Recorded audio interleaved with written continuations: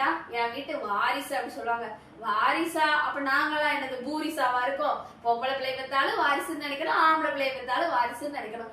என்ன அடுத்த இடத்துக்கு போறதால என் பிள்ளைய நான் இப்ப செல்லமா வளர்க்கேன். இந்த ஒரு வார்த்தை சொன்னா கூட எங்களுக்கு கொஞ்சம் ஆறுதலா தான் இருக்கும். அப்பா மகன் உறவே உறவுதான். நீங்க 2 பேரும் எளிய முனையா இருந்தாலும் பரவாயில்ல, வேற எந்த மாதிரி இருந்தாலும் பரவாயில்ல. ஆனா எல்லா வீட்லயும் அப்பா மகனா கொஞ்சம் முட்டிக்கிட்ட தான் செய்தாங்க. அந்த முட்டலும் முனங்களும் இருந்தாதாங்க அது அப்பா மகனே. ரொம்ப கொஞ்சம் உறவு இருந்துச்சு வச்சுக்கோங்களேன், அது அப்பா மகன்னு சொல்லவே முடியாது. ஊர் கண்டுபட்டு உறவு கண்டுபட்டுருப்பாங்க. அதனால வீட்டுக்குள்ள எளியும் புடையுமா இருந்தாலும் வெளியே போனோடனே நல்லா இருக்காங்களா அது போதும். இவங்களை தெரியாம அவங்களும், அவங்கள தெரியாம இவங்களும் இருக்கவே மாட்டாங்க. எம்டன் மகன் மாதிரிதான்.